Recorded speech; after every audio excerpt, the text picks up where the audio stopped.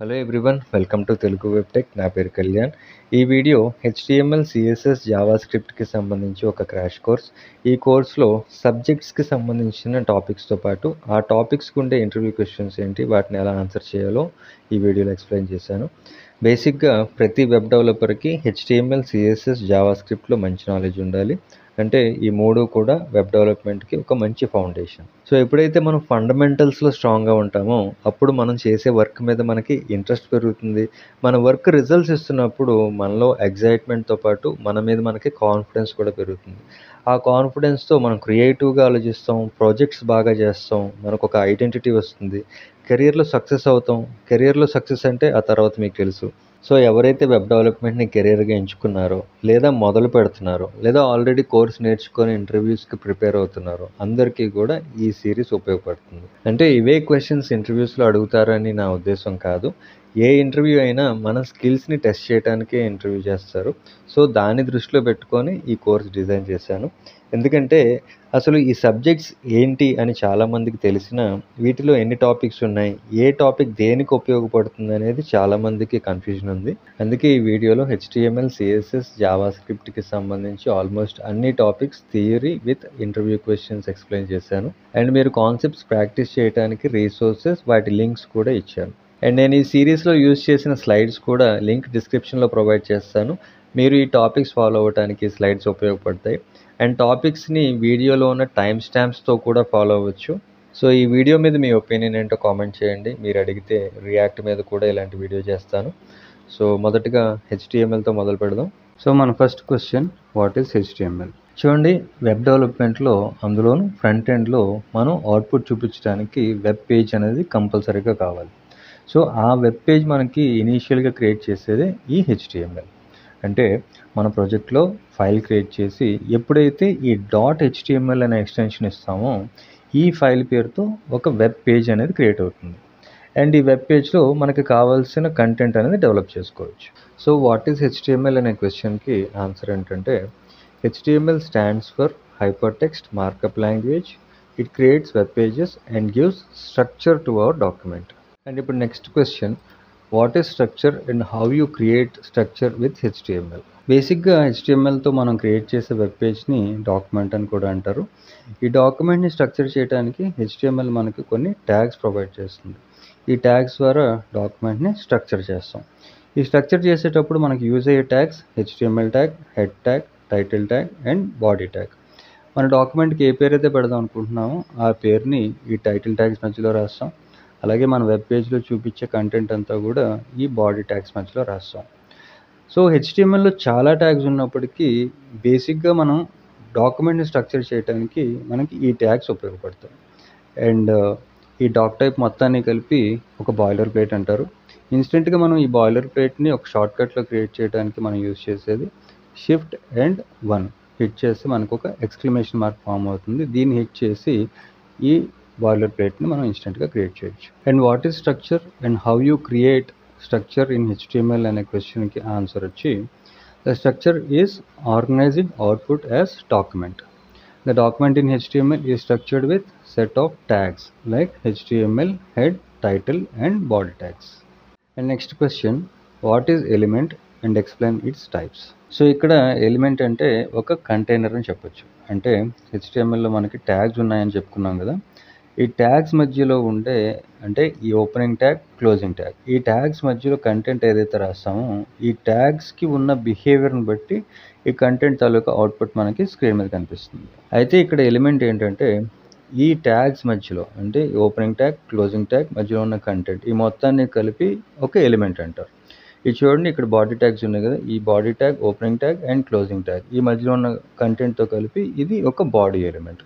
అలాగే ఈ H1 element, ఇది H1 tag, opening tag, closing tag మధ్యలో మై నేమ్ ఈస్ కళ్యాణ్ అని ఉంది కదా, ఈ మొత్తం కలిపి ఒక H1 ఎలిమెంట్. ఇలాగా మనం ఎలిమెంట్ అనేది డిఫైన్ చేస్తాం. అండ్ ఇప్పుడు టైప్స్ ఆఫ్ ఎలిమెంట్స్ ఏంటంటే, చూడండి మనకి లిస్ట్ ఆఫ్ ట్యాగ్స్ చాలా ఉన్నాయి.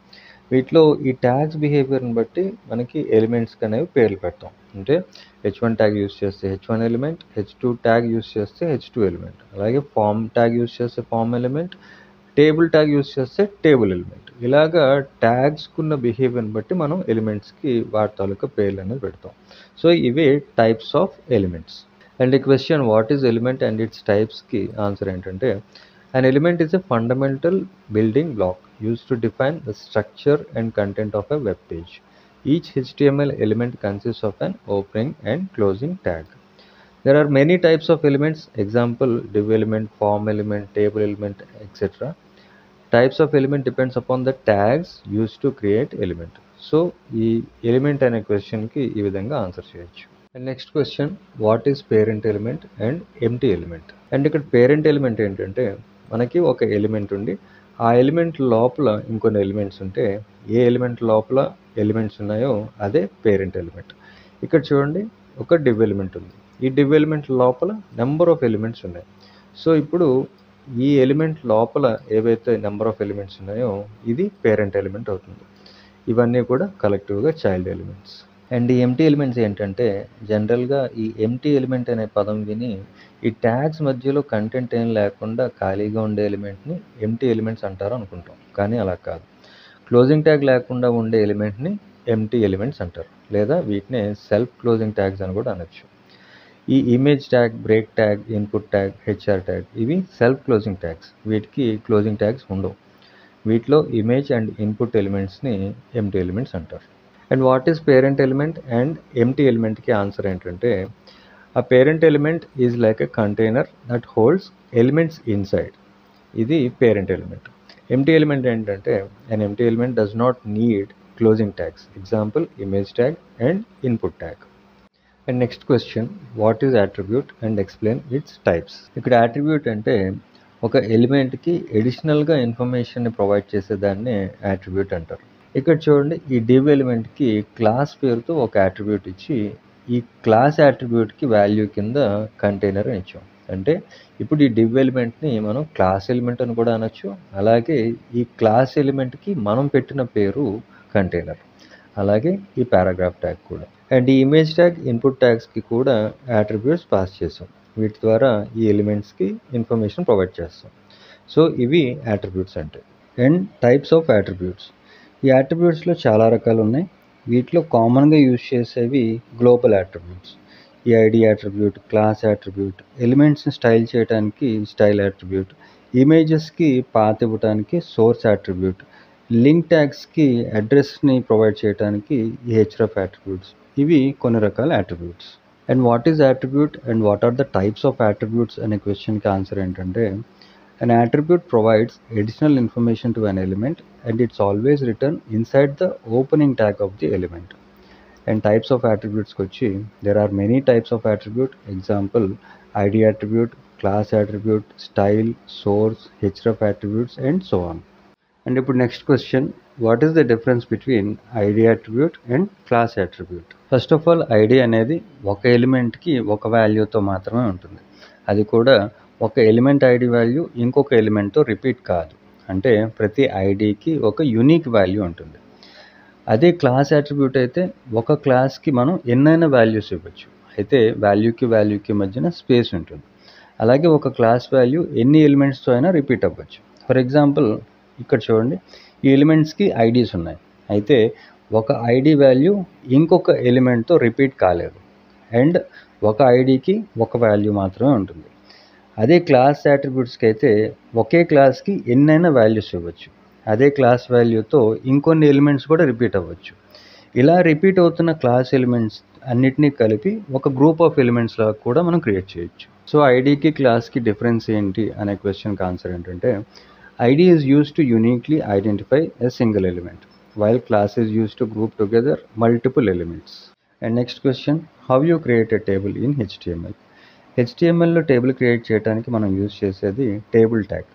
ఈ టేబుల్ ట్యాగ్ మధ్యలో మనకి ఎన్నైతే రోస్ కావాలో అన్ని రోస్ని ఈ TR ట్యాగ్ ద్వారా డిఫైన్ చేస్తాం.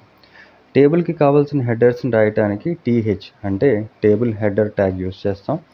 ఈ హెడర్స్కి డేటా కింద చూపించడానికి TD అనే టేబుల్ డేటా ట్యాగ్ యూజ్ చేస్తాం. ఈ టేబుల్ అవుట్పుట్ అనేది ఇలా ఉంటుంది. ఈ టేబుల్కి బార్డర్ ఇవ్వాలంటే టేబుల్ ట్యాగ్కి అట్రిబ్యూట్ కింద ఈ బార్డర్ ప్రాపర్టీ ఇచ్చి ఈ బార్డర్కి వాల్యూ కింద ఎంతైతే మనం వాల్యూ పాస్ చేస్తాం అంత థిక్నెస్తో ఈ టేబుల్కి బార్డర్ అనేది ఫామ్ అవుతుంది. And how to create table అనే క్వశ్చన్కి ఆన్సర్ ఏంటంటే a table can be created using table tag. Each row of the table is represented by tr element.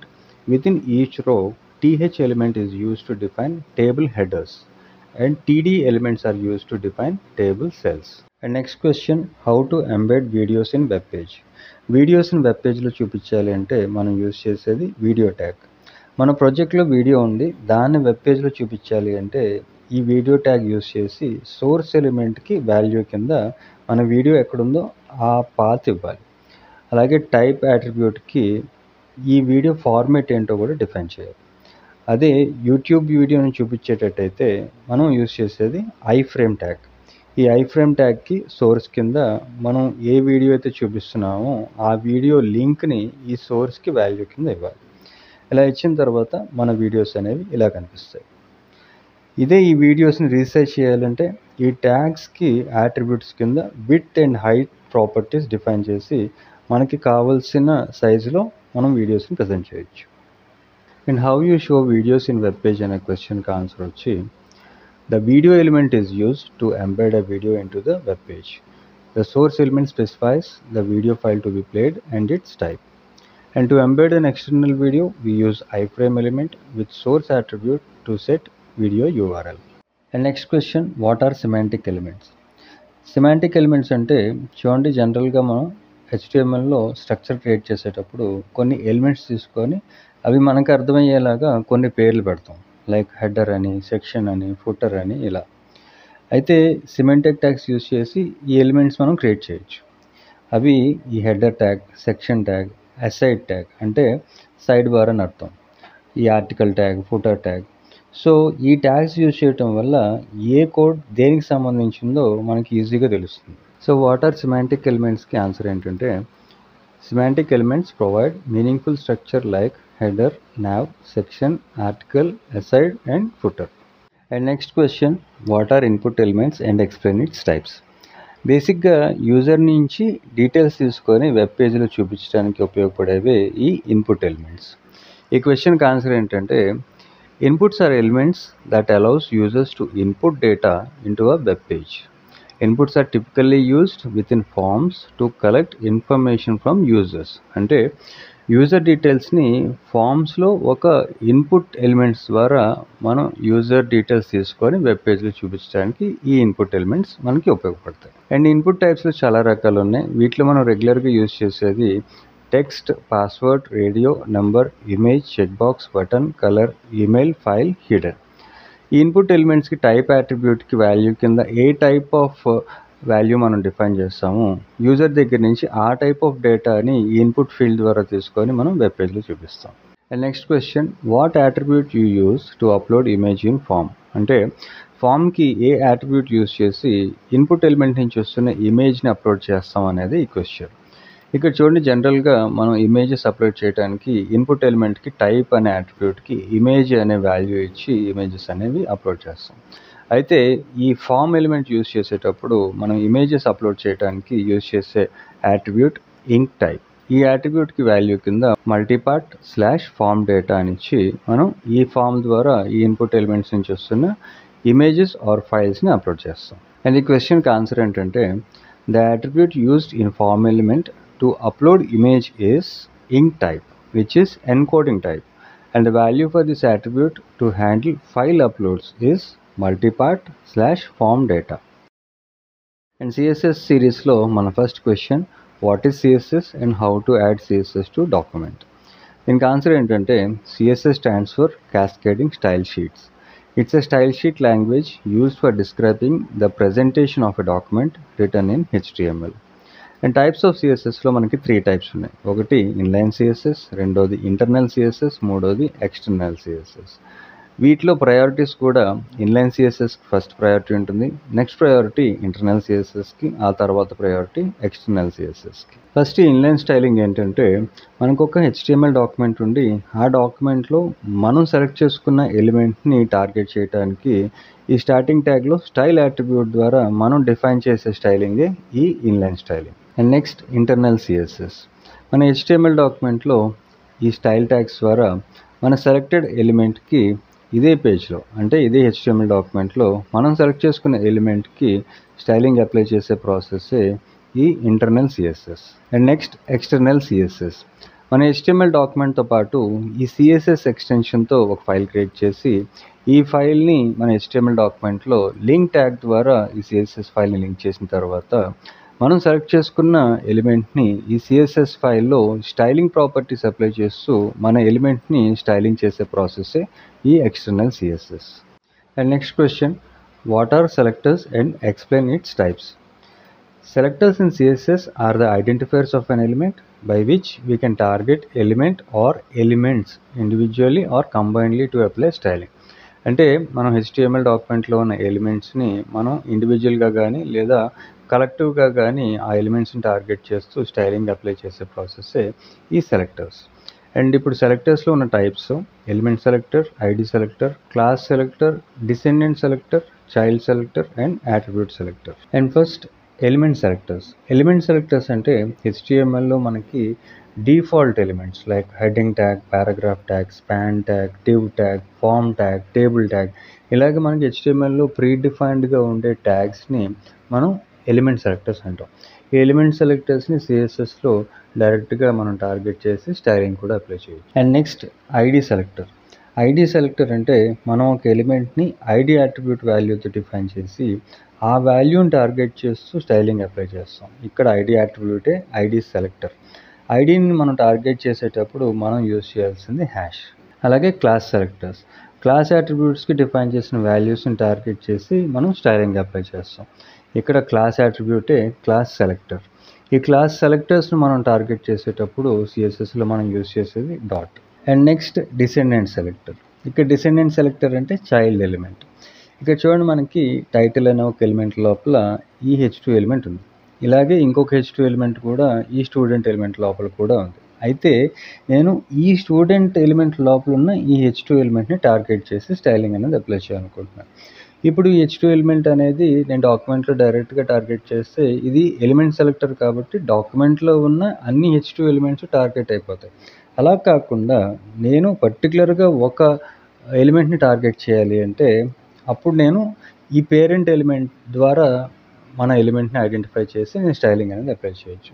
ఇక్కడ పేరెంట్ ఎలిమెంట్ అంటే ఇక్కడ ఈ స్టూడెంట్ అనేది పేరెంట్ ఎలిమెంట్. ఈ పేరెంట్ ఎలిమెంట్ లోపల ఉన్న ఈ ఎలిమెంట్ని టార్గెట్ చేయాలంటే ఈ క్లాస్ ఎలిమెంట్ని మనం టార్గెట్ చేసేటప్పుడు యూజ్ చేసేది డాట్. కాబట్టి డాట్ స్టూడెంట్తో మనం ఎలిమెంట్ ద్వారా స్పేస్ ఇచ్చి మనం టార్గెట్ చేస్తున్న ఎలిమెంట్ H2 అని రాసి ఈ స్టైలింగ్ ప్రాపర్టీస్ ద్వారా మన ఎలిమెంట్కి స్టైలింగ్ అనేది అప్లై చేస్తాం.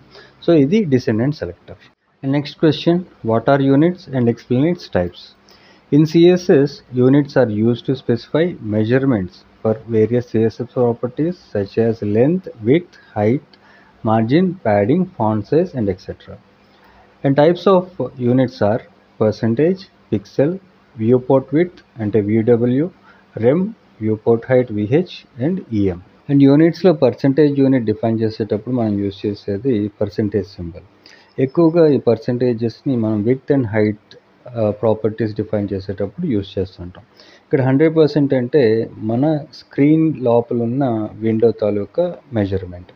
ఈ మెజర్మెంట్స్లో మనం 100% యూజ్ చేసినప్పుడు ఇక్కడ చూడండి మనం ఎప్పుడైతే విడ్త్ ప్రాపర్టీకి 100% అని డిఫైన్ చేసామో ఇది మొత్తం 100% విడ్త్ ఆక్యుపై చేసింది. అలాగే ఇంకొక ఎలిమెంట్కి విడ్త్ 50% అని డిఫైన్ చేస్తే ఈ ఎలిమెంట్ ఓన్లీ ఆ స్క్రీన్లో ఉన్న 50% విడ్త్ మాత్రమే ఆక్యుపై చేసింది. And next pixels. ఈ పిక్సెల్స్ని మనం చాలా కామన్గా స్టైలింగ్ చేసేటప్పుడు యూజ్ చేస్తుంటాం.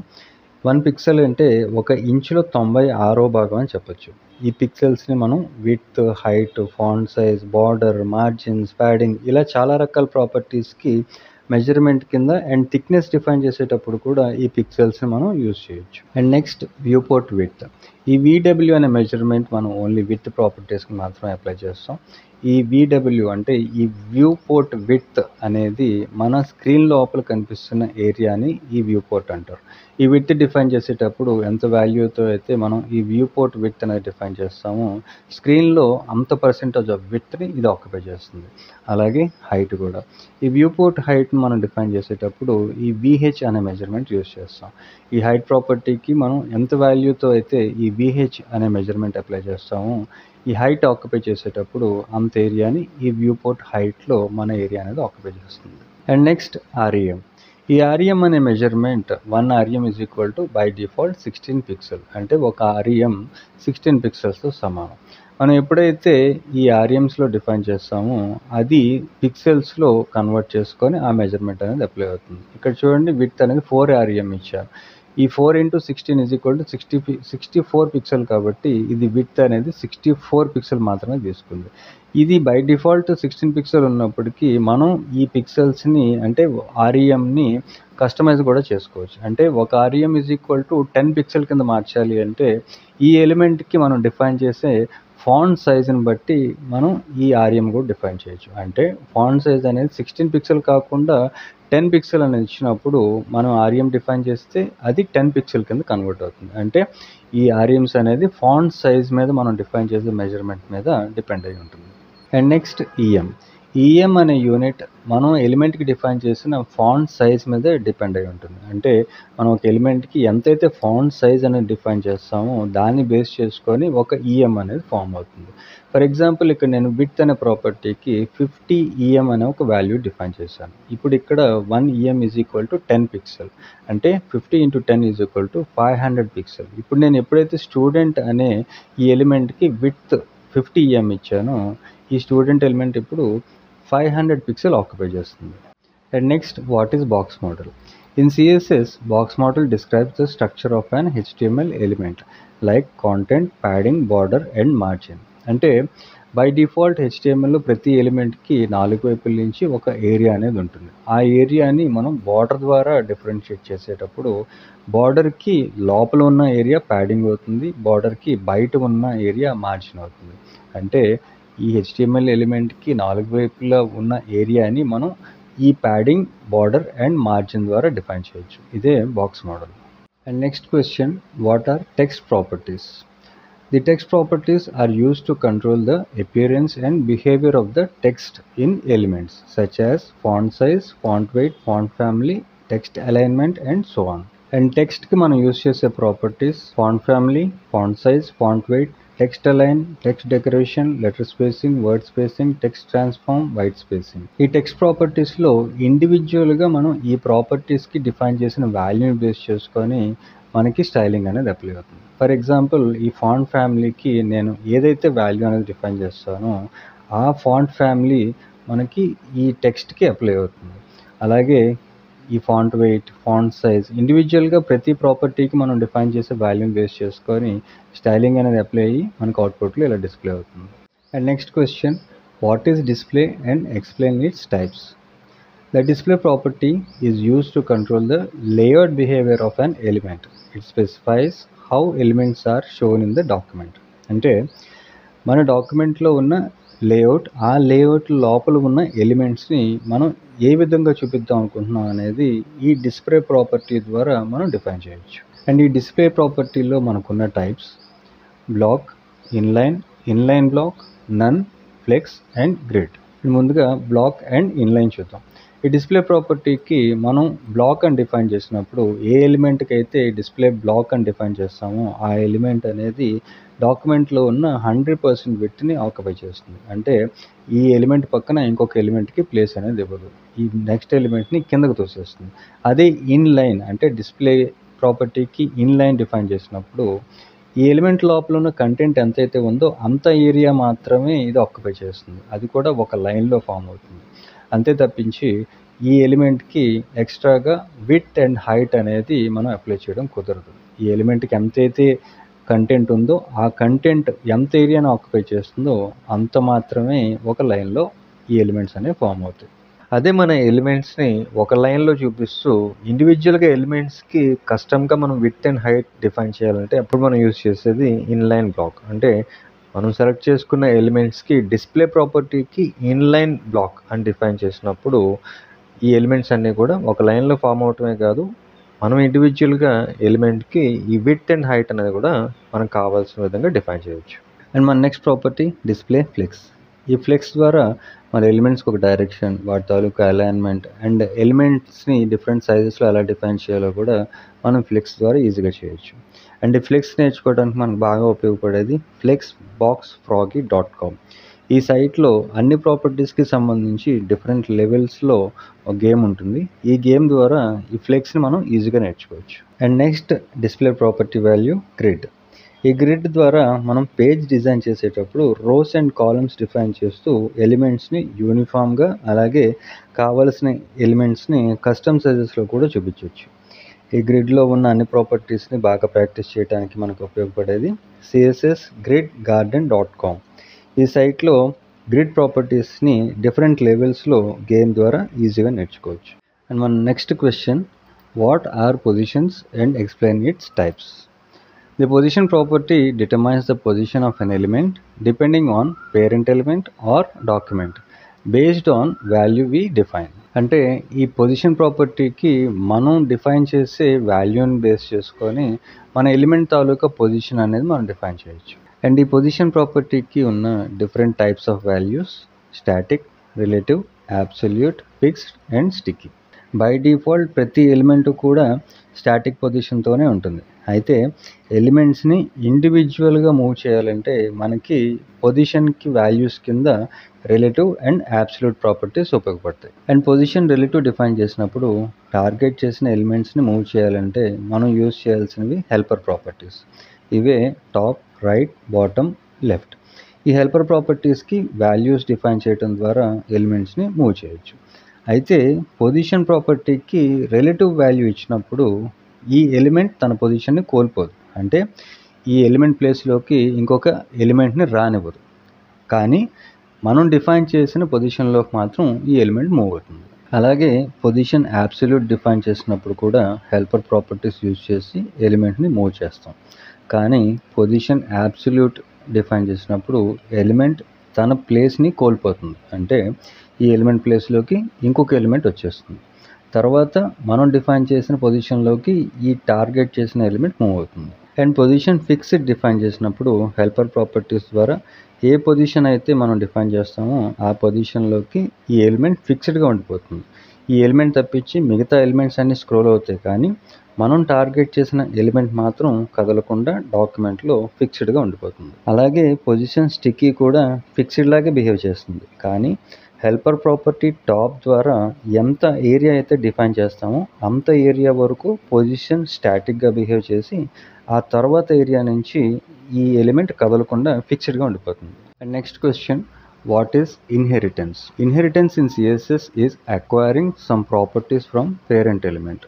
Example, font family, font size, font weight, color, text align. But not all properties can be inherited. Example, margin, padding, border and background. అంటే మనం పేరెంట్ ఎలిమెంట్కి డిఫైన్ చేసిన కొన్ని properties, font family, font size, font wait, colour, text align, ఇలాంటి ప్రాపర్టీస్ని మనం inheritance ద్వారా child ఎలిమెంట్కి కూడా apply చేయొచ్చు. కానీ పేరెంట్ ఎలిమెంట్కి అప్లై చేసిన ఈ మార్జిన్, ప్యాడింగ్, బార్డర్, బ్యాక్గ్రౌండ్ ఈ ప్రాపర్టీస్ మాత్రం ఈ ఇన్హెరిటెన్స్ ద్వారా చైల్డ్ ఎలిమెంట్కి అప్లై చేయడం కుదరదు. And next question, what is pseudo classes? Pseudo classes targets with specific conditions related to user interaction. Pseudo classes are identified by colon. అంటే మనం user ఇంటరాక్షన్కి సంబంధించి pseudo classes ద్వారా స్పెసిఫిక్ కండిషన్స్ అప్లై చేస్తూ ఎలిమెంట్ని target చేస్తాం. And pseudo classes apply చేయడానికి మనం use చేసేది colon. And ఈ సూడో క్లాసెస్లో మనం కామన్గా యూజ్ చేసే కొన్ని pseudo classes hover, active, focus etcetera. ఈ సూడో క్లాసెస్ని మనం ప్రాక్టీస్ చేయడానికి మనకు బాగా ఉపయోగపడే సైట్ web.dev. ఈ సైట్లో సూడో క్లాసెస్ విత్ ఎగ్జాంపుల్స్ ఉంటాయి. వీటిని మనం ప్రాక్టీస్ చేస్తూ ఈజీగా నేర్చుకోవచ్చు. And next question, what is pseudo elements? Pseudo elements are special keywords that allow to style certain parts of the elements without adding any ID or classes. Pseudo elements are written with double colon. అంటే ఈ pseudo elements use చేస్తూ మనం target చేసిన ఎలిమెంట్కి ID కానీ వేరే ఇంకేమన్నా classes కానీ add చేయకుండా మనం సెలెక్ట్ చేసుకున్న కొన్ని పార్ట్స్కి ఈ సూడో ఎలిమెంట్స్ ద్వారా స్టైలింగ్ అనేది అప్లై చేయొచ్చు. అంతేకాదు కంటెంట్ కూడా యాడ్ చేయొచ్చు. ఇక్కడ చూడండి, ఈ ఎగ్జాంపుల్లో టైటిల్ పేరుతో ఒక డివ్ ఎలిమెంట్ ఉంది. ఈ ఎలిమెంట్ లోపల content what is student name. ఈ కంటెంట్కి ముందు కానీ వెనక కానీ ఏ కంటెంట్ లేదా ఇంకో క్లాసెస్ ఆర్ ఐడీస్ లేవు. అయితే ఈ డాట్ డాట్ బిఫోర్ అనే సూడో ఎలిమెంట్ ద్వారా ఈ కంటెంట్కి ముందు తెలుగు వెబ్టెక్ నుంచి ఈ కంటెంట్కి స్టైలింగ్ కూడా డిఫైన్ చేశారు. అలాగే ఆఫ్టర్ అనే సూడో ఎలిమెంట్ ద్వారా కంటెంట్ తర్వాత ఒక బ్యాక్గ్రౌండ్ ఇచ్చారు. ఇప్పుడు దీని అవుట్పుట్ ఇది. ఇలా ఈ సూడో ఎలిమెంట్స్లో పార్ట్స్ని స్టైల్ చేయొచ్చు. అండ్ మన next question, what is responsiveness and break points. The responsiveness is to design layout of the document to fit according to the screen size of the device and style for presentation.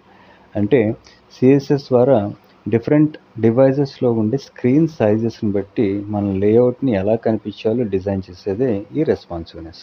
And సిఎస్ఎస్లో మనకున్న different break points width పరంగా 568 pixel, 768, 1024, 1280, 1920 and above. And సిఎస్ఎస్లో మన డాక్యుమెంట్కి responsiveness add చేయడానికి మనం use చేసేది media queries. ఈ media queries define చేసేటప్పుడు మనం use చేయాల్సింది @media. ఈ @media అనే కీవర్డ్ ద్వారా డిఫరెంట్ సైజెస్ ఆఫ్ స్క్రీన్స్లో మన ఎలిమెంట్స్ ఎలా కనిపించాలో స్టైల్ చేసేదే ఈ రెస్పాన్సివ్నెస్. ఫర్ ఎగ్జాంపుల్, నాకు ఒక nav bar అనే ఒక ఎలిమెంట్ ఉంది. ఈ ఎలిమెంట్ బై డిఫాల్ట్ నేను background colour green colour apply చేశాను. దీని అవుట్పుట్ అనేది ఇలా ఉంటుంది. అయితే నేను మీడియా క్వైరీస్ అప్లై చేస్తూ 480 పిక్సెల్ అంటే మొబైల్ వ్యూలో ఈ ఎలిమెంట్ అనే బ్యాక్గ్రౌండ్కి రెడ్ కలర్ అప్లై చేశాను.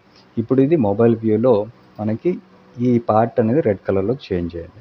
అలాగే ఈ ట్యాబ్లెట్స్ అంటే 480 పిక్సెల్ నుంచి 768 పిక్సెల్ మధ్యలో ఉండే స్క్రీన్ విడ్త్ ఆరెంజ్ కలర్లో చూపించమని మీడియా క్వైరీ రాసాం. అలాగే ల్యాప్టాప్స్లో పర్పుల్ కలర్లో, డెస్క్టాప్స్లో బ్లూ కలర్లో. ఇప్పుడు ఇది డిఫరెంట్ సైజెస్ ఆఫ్ స్క్రీన్స్లో ఈ రెస్పాన్సివ్నెస్ యాడ్ అయితే ఈ nav bar అనేది బ్యాక్గ్రౌండ్ కలర్ ఇలా చేంజ్ అవుతుంది. అంటే మొబైల్ వ్యూలో ఇలా, ట్యాబ్లెట్స్లో ఇలా, డెస్క్టాప్స్లో ఇలా. అదే మన స్క్రీన్ సైజ్ అనేది మారుతున్న కొద్దీ ఈ nav bar తాలూకా బ్యాక్గ్రౌండ్ కలర్ అనేది ఇలా చేంజ్ అవుతుంది. ఇది టోటల్గా రెస్పాన్సివ్. అయితే మనం ఇలాంటి డిఫరెంట్ ఎలిమెంట్స్ని మనకి కావాల్సినట్టుగా ఈ మీడియా క్వైరీస్లో మన ఎలిమెంట్స్ని డిఫైన్ చేసి స్టైల్ చేసి ప్రజెంట్ చేసేదే media queries. And next question, what is animation and how to animate. In CSS animation is to add motion are movement to elements on a web page. అంటే web పేజ్లో మన ఎలిమెంట్స్ని చూపించేటప్పుడు వాటికి ఒక motion కానీ మూవ్మెంట్ని కానీ add చేసేదే ఈ యానిమేషన్. అండ్ మనం ఎలిమెంట్స్కి యానిమేషన్ యాడ్ చేయాలంటే యానిమేషన్ ప్రాపర్టీకి ఒక పేరు డిఫైన్ చేయాలి. అలా డిఫైన్ చేసిన పేరుకి యానిమేషన్ యాడ్ చేసేటప్పుడు @keyframes అనే కీవర్డ్ యూజ్ చేసి యానిమేషన్ డిఫైన్ చేస్తాం. అండ్ ఈ యానిమేషన్స్ ప్రాక్టీస్ చేయడానికి మనకి ఉపయోగపడేది ఈ web.dev అనే సైట్. ఈ సైట్లో యానిమేషన్స్కి సంబంధించి ఎగ్జాంపుల్స్ ఉంటాయి. వీటి ద్వారా యానిమేషన్స్ ప్రాక్టీస్ చేయొచ్చు. జావాస్క్రిప్ట్లో మన first question, what is JavaScript. JavaScript is a high-level programming language mainly used for creating interactive and dynamic content on web pages. అంటే జావాస్క్రిప్ట్ అనేది ఒక హై లెవెల్ ప్రోగ్రామింగ్ లాంగ్వేజ్. మెయిన్గా యూజ్ చేసేది యూజర్తో ఇంటరాక్ట్ అవుతూ web పేజెస్లో కంటెంట్ని డైనమిక్గా చూపించడానికి. It runs in the user's browser and can handle things like animation, form validation, and responding to user interactions like clicks or keystrokes. అంటే JavaScript అనేది మన బ్రౌజర్లోనే ఉంటూ ఏ ఈవెంట్కి ఏ విధంగా రెస్పాండ్ అవ్వాలి, అలాగే డాక్యుమెంట్లో ఉన్న ఎలిమెంట్స్కి మూమెంట్ ఇచ్చి యానిమేట్ చేయడానికి, యూజర్ దగ్గర నుంచి తీసుకుంటున్న డేటాని వ్యాలిడేట్ చేయడానికి, ఇలా చాలా ఫీచర్స్ మనం ప్రోగ్రామ్ చేసి యూజర్తో ఇంటరాక్ట్ అవ్వడానికి జావాస్క్రిప్ట్ బాగా ఉపయోగపడుతుంది. And JavaScript can also be used on the server side with technologies like Node.js to build full stack web applications. అంటే జావాస్క్రిప్ట్తో ఓన్లీ ఫ్రంట్ ఎండ్ మాత్రమే కాదు, Node.js లాంటి టెక్నాలజీస్ యూజ్ చేస్తూ జావాస్క్రిప్ట్తో ఫుల్ స్టాక్ వెబ్ అప్లికేషన్స్ కూడా build చేయొచ్చు. It's known for it's ability to create rich user experiences and manage asynchronous tasks like making network request. అంటే జావాస్క్రిప్ట్తో యూజర్కి సంబంధించి ఒక రిచ్ యూజర్ ఎక్స్పీరియన్స్ ఇస్తూ యూఐ డెవలప్మెంట్ మాత్రమే కాదు, బ్యాకెండ్ నుంచి వస్తున్న ఏపీఐస్ని ఫెచ్ చేస్తూ మన జావాస్క్రిప్ట్ అంటే మన అప్లికేషన్ ఫ్లో ఏమాత్రం డిస్టర్బ్ అవ్వకుండా ఆ వస్తున్న డేటాని యూజర్తో ఇంటరాక్ట్ అయ్యేలాగా మనం అసింక్రనస్ టాస్క్స్ పర్ఫామ్ చేయడానికి కూడా జావాస్క్రిప్ట్ బాగా ఉపయోగపడుతుంది. అండ్ జావాస్క్రిప్ట్లో ఇప్పుడు మన next question, what are variables and explain its types. Variables are like containers to store different types of data that can be referenced and manipulated throughout the code. అంటే variables అనేవి containers లాంటివి. వీటిలో మనకి నచ్చిన పేర్లతో వేరియబుల్స్ క్రియేట్ చేసి ఆ వేరియబుల్స్కి రకరకాల డేటా టైప్స్ని అసైన్ చేయొచ్చు. అండ్ మనకి కావాల్సినప్పుడు మనం డిఫైన్ చేసిన వేరియబుల్ని బట్టి డేటాని మ్యానిపులేట్ కూడా చేయొచ్చు. And there are 3 types of variables, var, let and const. మనం వేరియబుల్స్ క్రియేట్ చేసేటప్పుడు మన సందర్భాన్ని బట్టి మనం ఈ var, let లేదా const ఈ కీవర్డ్స్ యూజ్ చేస్తూ వేరియబుల్స్ క్రియేట్ చేస్తాం. And next question, what is the difference between var, let and const. ముందుగా var అనే కీవర్డ్తో మనం ఒక వేరియబుల్ డిఫైన్ చేసినప్పుడు ఆ వేరియబుల్కి ఏదైతే వాల్యూ అనేది అసైన్ చేస్తామో ఫర్దర్ మనం ఇదే వేరియబుల్కి వేరే వాల్యూ అనేది అసైన్ చేయొచ్చు. అంటే var కీవర్డ్తో మనం అసైన్ చేసిన వేరియబుల్కి ఉన్న వాల్యూని మనం ఏ స్టేజ్లో అన్న త్రూఅవుట్ ద అప్లికేషన్ మనం చేంజ్ చేసుకోవచ్చు. అలాగే ఈ var కీవర్డ్తో డిఫైన్ చేసిన వేరియబుల్కి ఈ var అనే కీవర్డ్ నెక్స్ట్ స్టెప్లో మనం డిఫైన్ చేయకపోయినా సరే దాని వాల్యూ అనేది మార్చవచ్చు. ఫర్ ఎగ్జాంపుల్ ఇక్కడ నేను ఇనీషియల్గా var అనే కీవర్డ్ యూజ్ చేసి స్టూడెంట్ అనే వేరియబుల్కి అజయ్ అని ఒక వాల్యూ అసైన్ చేశాను. నెక్స్ట్ స్టెప్లో ఇదే స్టూడెంట్కి విజయ్ అనే వాల్యూ అసైన్ చేశాను. అది కూడా మనకి ఓకే అయింది. అంటే అజయ్ నుంచి విజయ్ కిందకు కూడా మారింది. అలాగే ఈ var కీవర్డ్ యూజ్ చేయకుండా జస్ట్ స్టూడెంట్ అనే వేరియబుల్కి నేను విజయ్ నుంచి గిరి అని ఇంకొక వాల్యూ అసైన్ చేశాను. అది కూడా యాక్సెప్ట్ చేసింది. అంటే ఈ var కీవర్డ్ యూజ్ చేసినప్పుడు ఇది ఒక గ్లోబల్ వేరియబుల్. మనం ఈ వేరియబుల్కి ఉన్న వాల్యూస్ని ఎనీ స్టేజ్ అంటే త్రూఅవుట్ ద అప్లికేషన్ మనం ఎప్పుడన్నా సరే ఈ var కీవర్డ్తో డిఫైన్ చేసిన వేరియబుల్ తాలూకా వాల్యూని మనం ఎప్పుడన్నా సరే మార్చుకోవచ్చు. అండ్ ఇప్పుడు మన నెక్స్ట్ వేరియబుల్ let. ఈ let కీవర్డ్తో మనం డిఫైన్ చేసిన వేరియబుల్కి ఒకసారి వాల్యూ అసైన్ చేసిన తర్వాత ఇదే let కీవర్డ్ యూజ్ చేస్తూ ఈ వేరియబుల్కి వాల్యూని రీఅసైన్ చేయడం కుదరదు. అంటే ఫర్ ఎగ్జాంపుల్ ఈ let కీవర్డ్ యూజ్ చేసి ప్లేయర్ అనే వేరియబుల్కి అనిల్ అని ఒక వాల్యూ అసైన్ చేశాను. ఇప్పుడు ఫర్దర్ ముందుకెళ్ళిన తర్వాత ఈ let కీవర్డ్తో ఈ ప్లేయర్ వేరియబుల్కి అనిల్ బదులు సునీల్ అని ఒక వాల్యూ అసైన్ చేయడానికి ట్రై చేస్తే ఇది ఎర్రర్ వస్తుంది. ఎందుకు అంటే లెట్లో రూల్ ఏంటి అంటే let కీవర్డ్తో మనం ఏ వేరియబుల్ అయితే డిఫైన్ చేస్తామో ఆ వేరియబుల్కి let కీవర్డ్ ఉంటుండగా వాల్యూ అనేది రీఅసైన్ చేయలేం. కాబట్టి మనం వేరియబుల్కి వాల్యూ అనేది మ్యానిపులేట్ చేయాలి అంటే let కీవర్డ్ అనేది లేకుండా ఓన్లీ వేరియబుల్ మాత్రమే తీసుకొని ఆ వేరియబుల్కి వాల్యూ అనేది పాస్ చేయొచ్చు. సో ఎప్పుడైతే ఈ let కీవర్డ్ లేకుండా ఈ ప్లేయర్ అనే వేరియబుల్కి నేను సునీల్ అనే వాల్యూ అసైన్ చేశాను, అప్పుడు ఈ వాల్యూ అంటే ప్లేయర్ తాలూకా వాల్యూ అనిల్ బదులు సునీల్ కిందకి మ్యానిపులేట్ అయ్యి మనకు అవుట్పుట్లో ఈ స్టేట్మెంట్ ప్రింట్ అయింది. సో ఇది let కీవర్డ్తో వేరియబుల్ డిఫైన్ చేసే ప్రాసెస్. అదే కాన్స్ట్ కీవర్డ్తో మనం డిఫైన్ చేసిన వేరియబుల్స్కి ఒకసారి మనం వేరియబుల్కి వాల్యూ అనేది డిఫైన్ చేసిన తర్వాత కాన్స్ట్ అనే కీవర్డ్ ఉన్నా లేకపోయినా సరే ఈ వేరియబుల్కి వాల్యూ అనేది రీఅసైన్ చేయలేం. ఇది బేసిక్గా var, let అండ్ కాన్స్ట్ ఈ కీవర్డ్స్తో మనం డిఫైన్ చేసిన వేరియబుల్స్కి ఉన్న difference.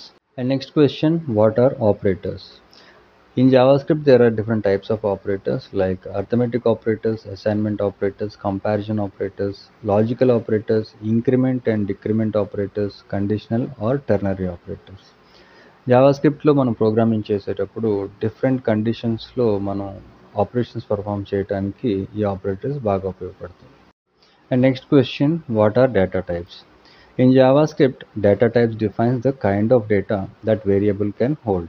There are two main categories of data types. One is primitive and another one is non-primitive data types. Primitive data types are number, string, boolean, null and undefined. Non-primitive data types are object, array, function and date. In జావాస్క్రిప్ట్లో మనం programming రాసేటప్పుడు మనం define చేసిన వేరియబుల్స్కి assign చేసిన data టైప్స్ని base చేసుకొని మనం operations and actions perform చేస్తాం. ఇక్కడ మనకున్న డేటా టైప్స్లో ఒకటి ప్రిమిటివ్ డేటా టైప్, ఇంకొకటి నాన్ ప్రిమిటివ్ డేటా టైప్. ఈ number, string, boolean, null and undefined ఇవి ప్రిమిటివ్ డేటా టైప్ కేటగిరీలోకి వస్తాయి. ఇక్కడ నెంబర్ అంటే న్యూమరిక్ వాల్యూ, స్ట్రింగ్ అంటే డబుల్ కోట్స్ మధ్యలో మనం రాసే టెక్స్ట్, బులియన్ అంటే రెండే వాల్యూస్ ఉంటాయి, either true or false. Null అంటే వేరియబుల్ నుండి ఆ వేరియబుల్కి వాల్యూ అనేది లేకపోతే అది నల్ డేటా టైప్లోకి వస్తుంది. అన్డిఫైన్డ్ అంటే మనకి వేరియబుల్కి డిక్లరేషన్ అనేది లేకపోయినప్పుడు అది అన్డిఫైన్డ్ అనే డేటా టైప్ కేటగిరీలోకి వస్తుంది. నాన్ ప్రిమిటివ్ డేటా టైప్స్లో ఆబ్జెక్ట్ అంటే కీ వాల్యూ పేరు ఉండి వాటిని మనం కర్లీ బ్రేసెస్లో రాసేదాన్ని ఆబ్జెక్ట్ అంటాం. యారే అంటే ఒక set of different type of వాల్యూస్ని స్క్వేర్ బ్రాకెట్స్లో ఫామ్ చేసి వాటిని అన్నిటినీ కలెక్టివ్గా కలిపి ఒక యారే అంటాం. ఫంక్షన్స్ అంటే ఒక వాల్యూని రిటర్న్ చేస్తూ ఫంక్షన్ కీవర్డ్ ద్వారా మనం డిఫైన్ చేసేదాన్ని ఫంక్షన్ అంటారు. డేట్ అనేది జావాస్క్రిప్ట్లో ఒక ఇన్బిల్ట్ మెథడ్. సో ఇవి non primitive data types. And next question, what are functions? In JavaScript, functions are reusable blocks of code that perform a specific task. Functions can take inputs as parameters, process them, and return an output. Functions help make code more easier to understand, maintain, and test. అంటే మనం ఒక task perform చేస్తున్నప్పుడు దాన్ని ఒక ఫంక్షన్గా define చేసి ఎన్నిసార్లు అయినా మనకి కావాల్సిన ప్లేస్లో అవుట్పుట్ని చూపించవచ్చు. అంతేకాకుండా ఫంక్షన్స్ ద్వారా ఇన్పుట్స్ నుంచి వస్తున్న డేటాని పారామీటర్స్గా తీసుకొని డేటా ప్రాసెస్ చేసిన తర్వాత మనకి ఏ విధమైన రిజల్ట్ కావాలో కూడా మనం ఈ ఫంక్షన్స్ ద్వారా ప్రోగ్రామ్ చేయొచ్చు. అండ్ ఫంక్షన్స్లో ఉన్న అడ్వాంటేజెస్ కూడా, ఫంక్షన్స్ మనం క్రియేట్ చేయడంతో పాటు దాన్ని మెయింటైన్ చేసి టెస్ట్ చేయడం కూడా easy. And next question, what is anonymous function? Anonymous function in JavaScript is a function that does not have a name. It is defined without a name and is usually assigned to a variable or passed as an argument. అంటే ఒక ఫంక్షన్ని మనం పేరు లేకుండా define చేసేదాన్ని anonymous function అంటాం. యూజువల్గా ఇలాంటి అనానమస్ ఫంక్షన్ని మనం అయితే ఒక వేరియబుల్కి అసైన్ చేస్తాం, లేదంటే ఏదైనా ఫంక్షన్కి ఆర్గ్యుమెంట్ కింద పాస్ చేస్తాం. And next question, what is return function?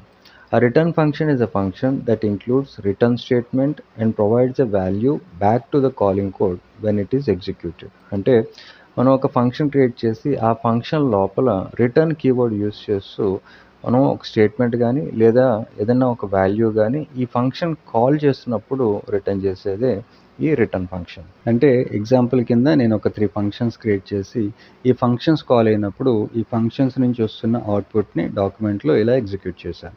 అయితే ఫస్ట్ ఫంక్షన్ కాల్ చేసినప్పుడు మనకి ఈ ఫంక్షన్ నుంచి వస్తున్న అవుట్పుట్ కరెక్ట్గానే ఎగ్జిక్యూట్ అయింది. కానీ second and third functions call అయినప్పుడు మాత్రం మనకి అన్డిఫైన్డ్ వచ్చింది. ఎందుకు అంటే ఫస్ట్ ఫంక్షన్ లోపల రిటర్న్ అనే కీవర్డ్ యూజ్ చేసి ఒక అవుట్పుట్ని రిటర్న్ చేసాం. అయితే సెకండ్ అండ్ థర్డ్ ఈ ఫంక్షన్స్లో మాత్రం రిటర్న్ కీవర్డ్ యూజ్ చేయలేదు, కాబట్టి మనకి ఇక్కడ అన్డిఫైన్డ్ వచ్చింది. అయితే ఇక్కడ ఒక పాయింట్ గుర్తుపెట్టుకోవాలి, ఫంక్షన్ లోపల ఏదైతే రిటర్న్ కీవర్డ్ ద్వారా రిటర్న్ చేస్తున్నామో అక్కడితో ఎగ్జిక్యూషన్ ఆగిపోతుంది. అంటే రిటర్న్ స్టేట్మెంట్ తర్వాత ఏం రాసినా అది ఎగ్జిక్యూట్ కాదు. And next question, what are first class citizens? In JavaScript, functions are first-class citizens, meaning they can be assigned to variables, passed as arguments and returned from other functions. అంటే జావాస్క్రిప్ట్లో ఫంక్షన్స్ని first class citizens అంటాం. ఎందుకు అంటే ఈ ఫంక్షన్స్ని వేరియబుల్స్కి assign చేయొచ్చు, ఈ ఫంక్షన్స్ని ఇంకొక ఫంక్షన్స్కి ఆర్గ్యుమెంట్స్గా pass చేసి రిటర్న్ కూడా చేయొచ్చు. And next question, what are logs in JavaScript? Logs in JavaScript are outputs from execution of a program that provides information about what is happening during the program's runtime. అంటే ఈ logs అనేవి మనం programme రాసి execute చేసేటప్పుడు మన programme తాలూకా ఇన్ఫర్మేషన్ని మనకి తెలియజేసేది ఈ లాగ్స్. అంటే రన్ టైంలో మన ప్రోగ్రామ్ ఎగ్జిక్యూట్ అయ్యేటప్పుడు ఏం జరుగుతుంది అనేది తెలియజేసేవే ఈ logs. And next question, how to debug code? Console.log is the basic debugging tool to debug code in JavaScript. We can print variable values, function outputs, and messages to the console to track the execution of our program and understand what's happening. అంటే console.log అనే command ద్వారా మన కోడ్ని debug చేసి కన్సోల్లో check చేసుకోవచ్చు. Last క్వశ్చన్లో మనం logs అంటే ఏంటో తెలుసుకున్నాం కదా. ఈ లాగ్స్ని కన్సోల్ చేసి మన కోడ్ ఎగ్జిక్యూట్ అయ్యేటప్పుడు కన్సోల్లో మెసేజెస్ లేదా వేరియబుల్ వాల్యూస్ లేదా ఫంక్షన్ అవుట్పుట్స్ని ప్రింట్ చేసి మన ప్రోగ్రాంలో ఏం జరుగుతుందో తెలుసుకోవచ్చు. And next question, what is the difference between parameters and arguments in a function? The parameters are the variables passed in function parentheses as placeholders of a function's definition. The arguments are the values that are passed into the functions when they are called. అంటే ఫంక్షన్లో parameters అనేవి మనం function define చేసేటప్పుడు రాబోయే వాల్యూస్ని function parenthesis అంటే function డెఫినేషన్లో place హోల్డర్స్గా pass చేసే వేరియబుల్సే ఈ పారామీటర్స్. అండ్ ఆర్గ్యుమెంట్స్ అనేవి ఫంక్షన్ని కాల్ చేసేటప్పుడు ఫంక్షన్ పారాంథసిస్లో వాల్యూస్గా పాస్ చేసేవి arguments. And next question, what is function expression?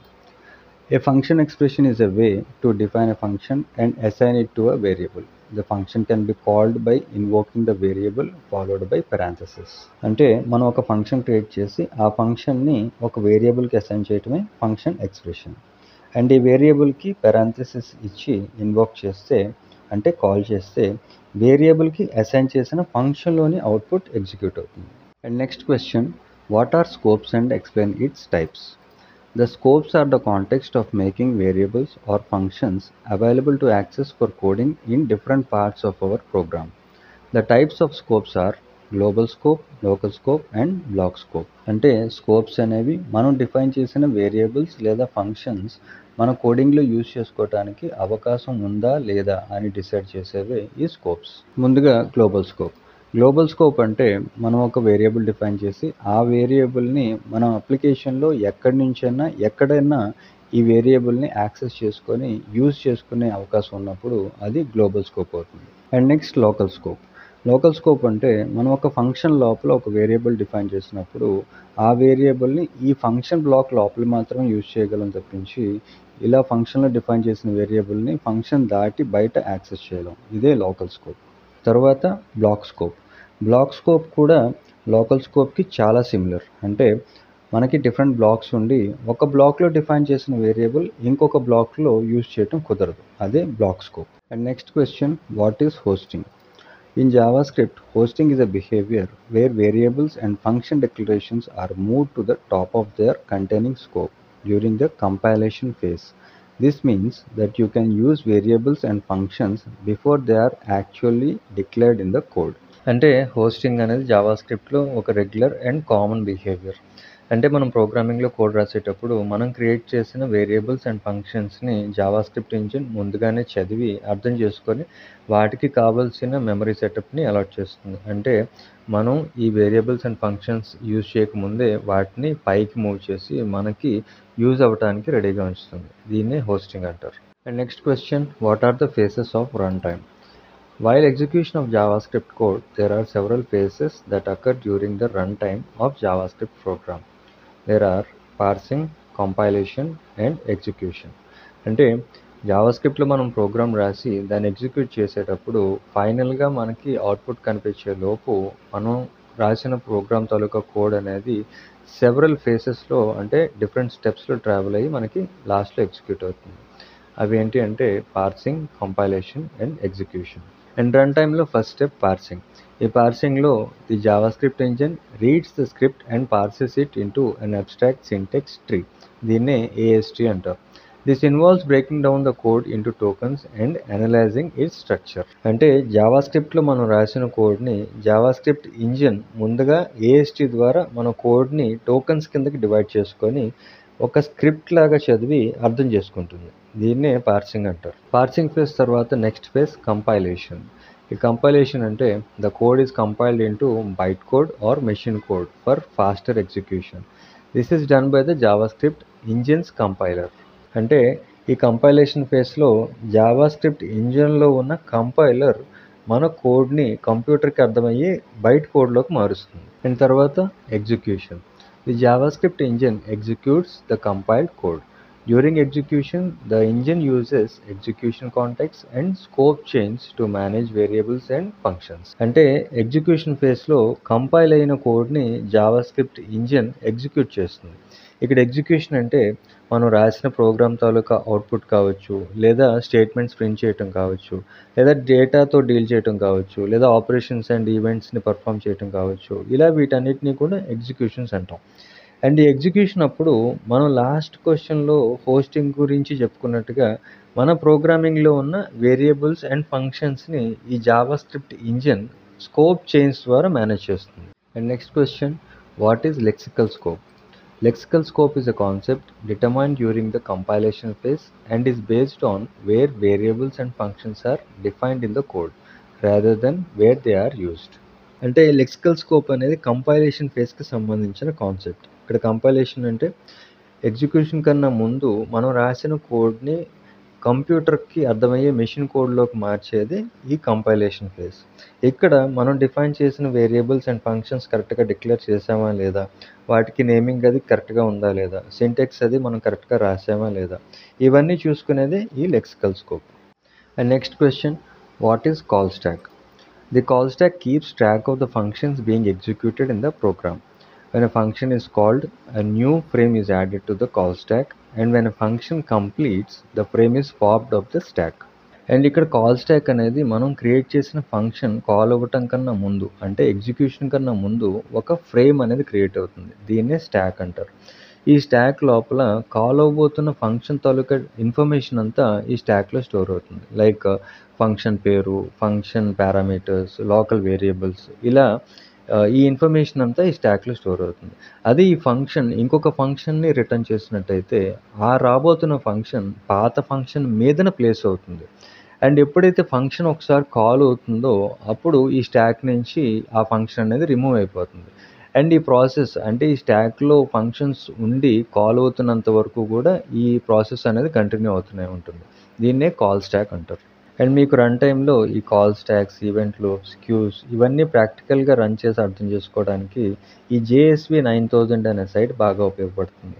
ఈ సైట్లో ఇక్కడ స్టాక్ సెలెక్ట్ చేసుకొని రన్ చేస్తే ఇక్కడ స్టెప్ బటన్ మీద క్లిక్ చేసినప్పుడు ఈ స్టాక్లోకి ఫంక్షన్స్ యాడ్ అవుతాయి. తర్వాత ఈ బ్లూ కలర్లో ఉన్న ప్లే బటన్ క్లిక్ చేసినప్పుడు ఎగ్జిక్యూషన్ ప్రాసెస్ తెలుస్తుంది.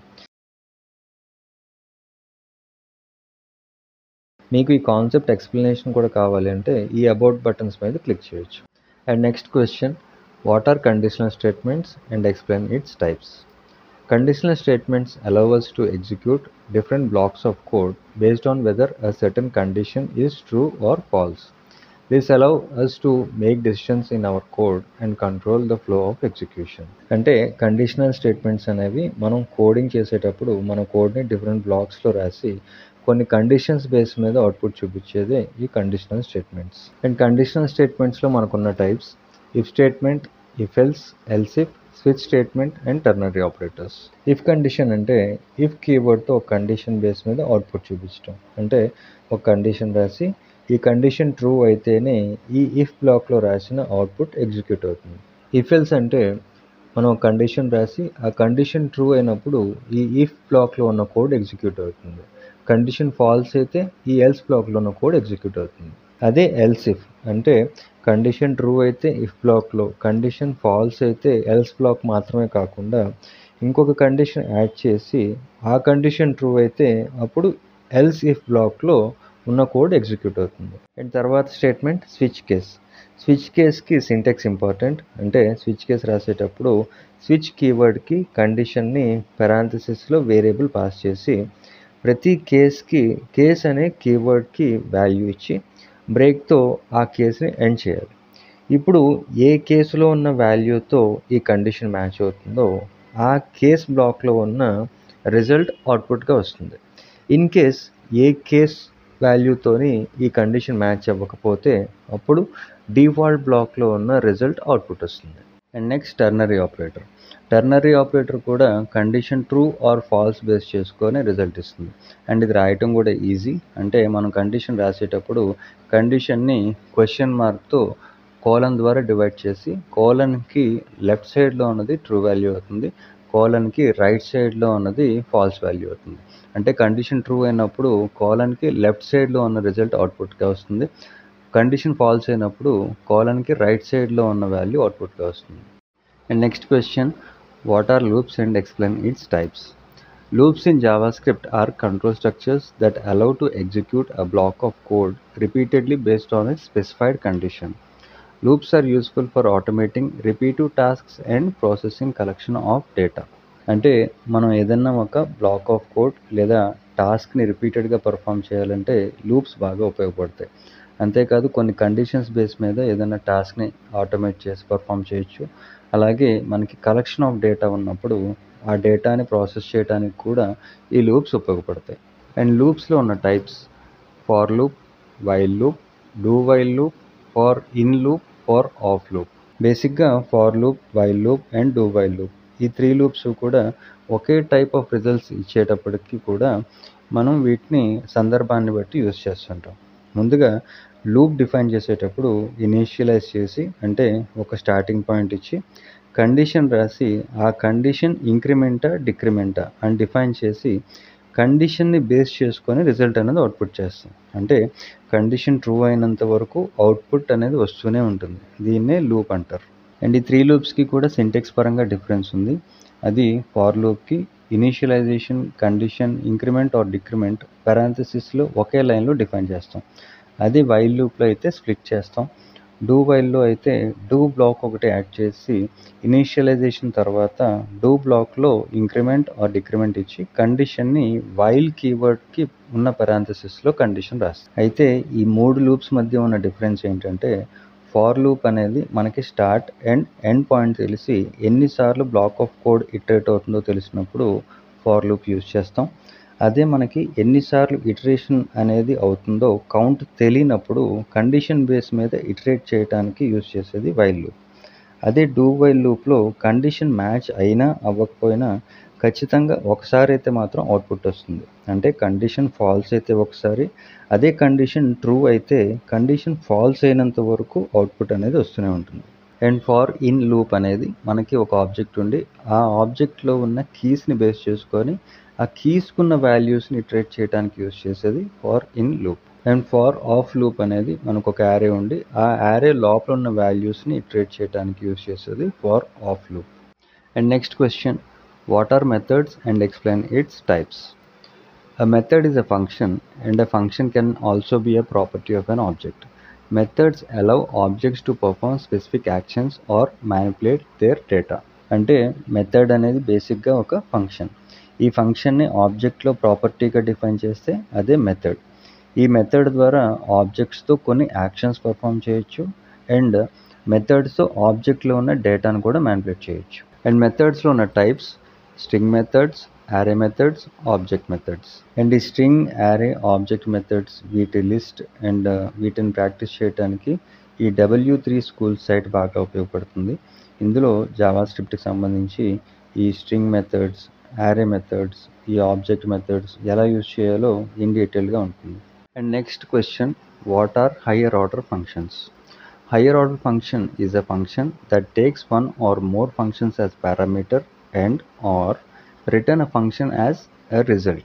Example, map, sort, filter, reduce, etc. అంటే హైయర్ ఆర్డర్ ఫంక్షన్స్ అనేవి కూడా ఫంక్షన్సే. అయితే ఒకటి లేదా అంతకన్నా ఎక్కువ ఫంక్షన్స్ని వేరే ఇంకొక ఫంక్షన్కి పారామీటర్స్ కింద పాస్ చేసినప్పుడు ఏ ఫంక్షన్ అయితే ఫంక్షన్స్ని పారామీటర్స్ కింద తీసుకుంటుందో ఆ ఫంక్షన్ కూడా ఫంక్షనే రిటర్న్ చేస్తుంది. ఇప్పుడు ఏ ఫంక్షన్ అయితే పారామీటర్స్ కింద పాస్ అయ్యాయో ఆ ఫంక్షన్స్ని హయ్యర్ ఆర్డర్ ఫంక్షన్స్ అంటారు. ఈ హయ్యర్ ఆర్డర్ ఫంక్షన్స్కి examples map, sort, filter, reduce functions. And next question, what is DOM? DOM stands for Document Object Model. It represents the structure of an HTML document as a tree of objects. The DOM provides a way for JavaScript to interact with the elements of a web page, allowing to manipulate the content, structure and style of a document dynamically. ఇక్కడ DOM అంటే document object model. ఈ DOM అనేది Java స్క్రిప్ట్ని మన HTML డాక్యుమెంట్లో ఉన్న ఎలిమెంట్స్తో interact అవ్వడానికి ఉపయోగపడుతుంది. Java స్క్రిప్ట్కి ఎప్పుడైతే HTML డాక్యుమెంట్లో ఉన్న ఎలిమెంట్స్ మీద యాక్సెస్ వస్తుందో ఈ HTML స్ట్రక్చర్ని జావా స్క్రిప్ట్లో DOM ట్రీ అంటారు. ఇప్పుడు జావా స్క్రిప్ట్ ద్వారా డాక్యుమెంట్లో ఉన్న ఎలిమెంట్స్ని, స్ట్రక్చర్ని, కంటెంట్ని డైనమిక్గా మార్చడానికి అవకాశం ఉంటుంది.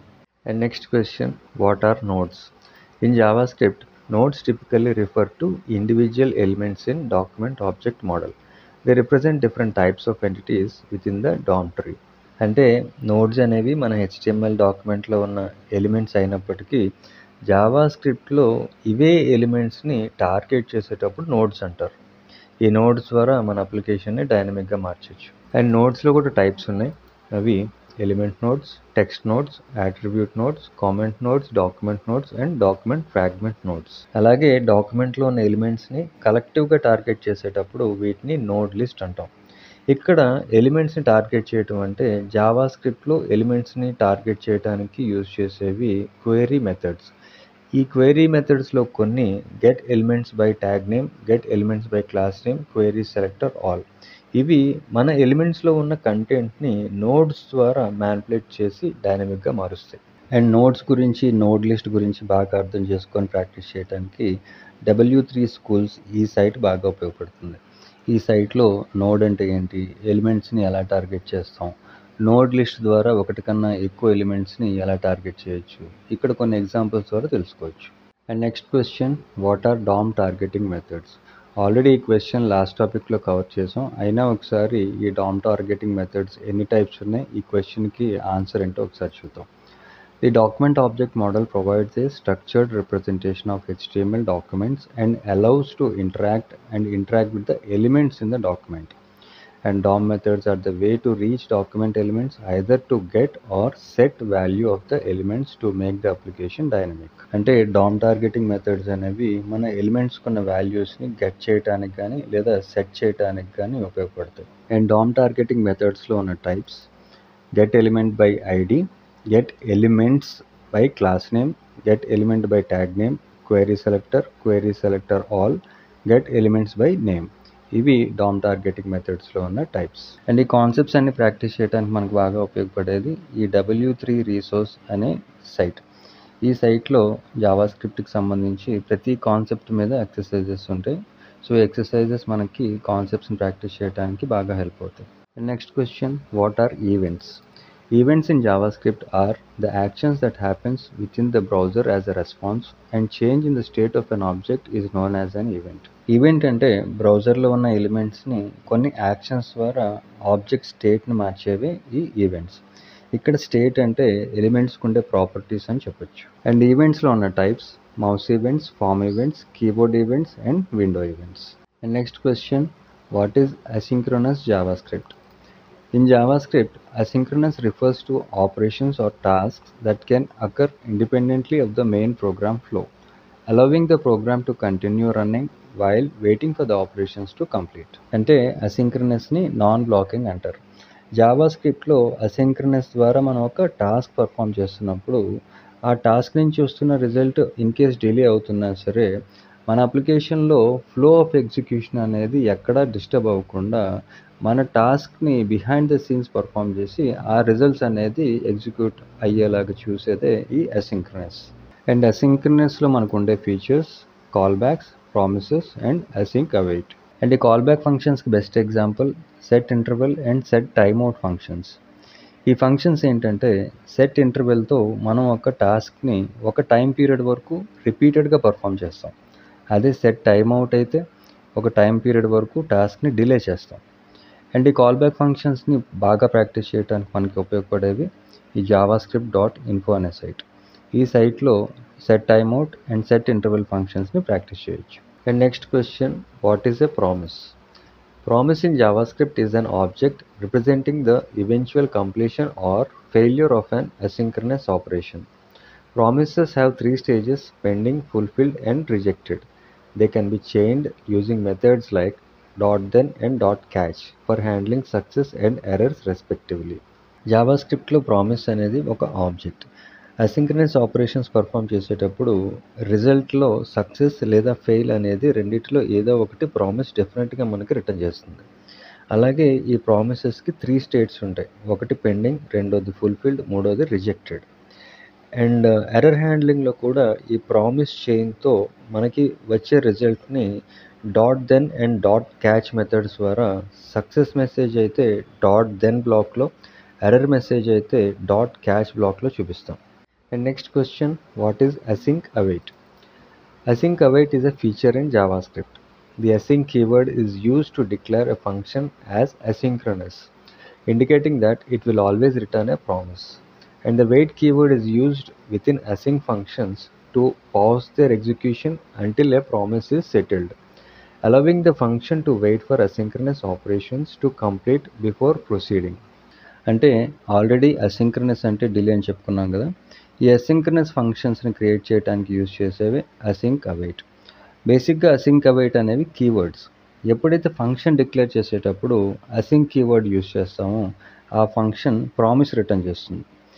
అండ్ ఈ ఫంక్షన్స్లో ఏ పార్ట్ అయితే డిలే అవుతుందో, అంటే ఏ ఆపరేషన్ నుంచి రిజల్ట్ వస్తుందో ఆ పార్ట్కి అవైట్ అనే కీవర్డ్ అప్లై చేస్తే ఆ ఆపరేషన్ కంప్లీట్ అయినంత వరకు ఎగ్జిక్యూషన్ ఆపి, అంటే అవైట్ అనే కీవర్డ్తో ఉన్న ఆపరేషన్ నుంచి రిజల్ట్ వచ్చినంత వరకు ఎగ్జిక్యూషన్ ఆగి, ఆ రిజల్ట్ వచ్చిన తర్వాత మాత్రమే ఎగ్జిక్యూషన్ ముందుకు ఫార్వర్డ్ అవుతుంది. ఇది async await. Next question, what is local storage? Local storage is a web storage to store key value pairs locally within the user's web browser. The methods used to set and get values from local storage are local storage.setItem to set value with selected name as key, and local storage.getItem to get value from local storage with key as reference. అంటే local storage అనేది కొంత limited amount of డేటాని మన web బ్రౌజర్లో key value pairs కింద store చేసుకునేదే ఈ local storage. ఇక్కడ కీ వాల్యూస్ని స్టోర్ చేసి గెట్ చేయడానికి 2 మెథడ్స్ ఉన్నాయి. ఒకటి local storage dot set item, ఇంకొకటి local storage dot get item. మనం లోకల్ స్టోరేజ్లో కీ కింద ఏ పేరు పెడదాం అనుకుంటున్నామో ఆ పేరుని local storage dot set item అనే మెథడ్కి పెరాంథసిస్లో పాస్ చేసి ఈ కీకి వాల్యూ కింద వచ్చేదాన్ని కామా ఇచ్చి రాస్తాం. అండ్ లోకల్ స్టోరేజ్లో ఉన్న వాల్యూని గెట్ చేయడానికి మనం యూజ్ చేసేది local storage dot get item. ఈ మెథడ్కి పెరాంథసిస్లో కీని పాస్ చేస్తే ఈ కీకి ఉన్న వాల్యూ మనకి రిటర్న్ అవుతుంది. అండ్ లోకల్ స్టోరేజ్ అనేది మన బ్రౌజర్లో ఇన్స్పెక్ట్ చేస్తే ఈ అప్లికేషన్ అనే సెక్షన్లో ఉంటుంది.